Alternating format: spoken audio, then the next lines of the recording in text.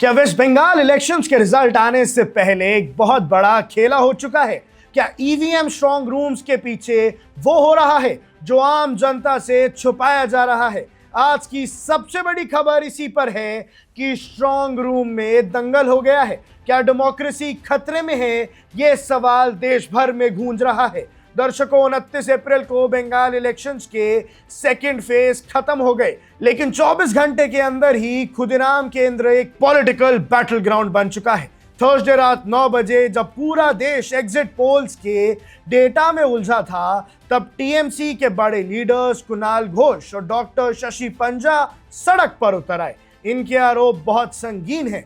इन्होंने बोला कि ईवीएम के साथ टैंपरिंग की बड़ी साजिश हुई है। टीएमसी का कहना है कि खुदीराम अनुशालन केंद्र, जिसे स्ट्रांग रूम बनाया गया है, वहां रात के अंधेरे में अनऑथराइज्ड एंट्री हो रही है।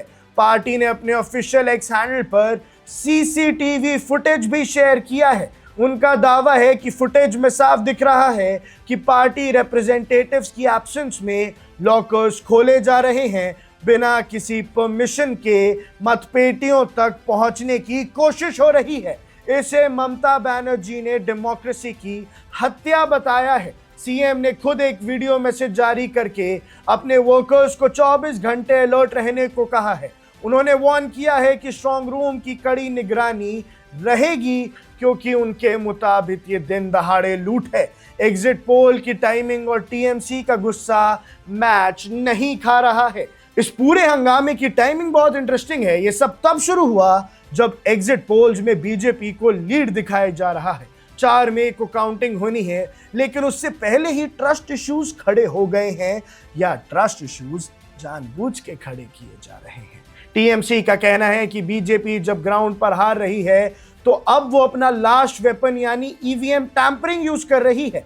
पार्टी ने इलेक्शन कमीशन के ऑफिसर्स और बीजेपी की मिली भगत का सीधा आरोप लगाया है। उनका कहना है कि पहले डराया गया, सेंट्रल फोर्सेस का यूज हुआ, पैसे बांटे गए और जब कुछ काम नहीं आया तब स्ट्रांग रूम के ताले खोलने की कोशिश हो रही है। ऐसे में जब ऑपोजिशन ने काउंटर किया तो पता लगा कि यह हार का डर है या सच्चाई। बीजेपी ने इन सब एलिगेशंस को बिल्कुल बकवास बताया है। ऑपोजिशन का कहना है कि टीएमसी को अपनी हार दिखने लगी है, इसलिए वो अब सारे एक्सक्यूजेज और बैकअप प्लान तैयार कर रहे हैं।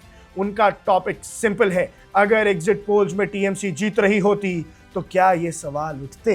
इलेक्शन कमीशन के लिए भी ये बड़ा चैलेंज है। हालांकि अब तक इन सीसीटीवी वीडियोस की ऑथेंटिसिटी पर फाइनल रिपोर्ट नहीं आई है, लेकिन कोलकाता में टेंशन्स बढ़ रही हैं। सवाल जो सबके दिमाग में है, अब मेन पॉइंट ये है कि अगर सीसीटीवी में मूवमेंट है तो वो लोग कौन हैं? क्या वो ईसी का स्टाफ है जो रूटीन चेकअप कर रहे थे, या सच में प्रोटोकॉल तोड़कर कोई घुसा था? अगर डेमोक्रेसी में वोटर ट्रस्ट पर ही सवाल उठ जाए तो रिजल्ट्स के बाद सिचुएशन काफी सेंसिटिव हो सकती है। फिलहाल कुणाल घोष और शशि पंजा धरने पर बैठे हैं और खुदीराम अनुशासन केंद्र के बाहर सिक्योरिटी बिल्कुल टाइट है। क्या ये वाकई ईवीएम की सिक्योरिटी में कोई लूप होल है, या सिर्फ इलेक्शन से पहले एक बड़ी perception war?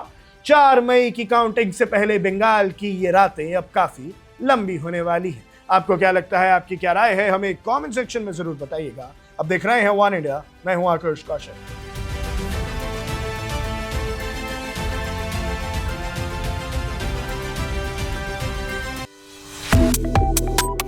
Subscribe to One India and never miss an update.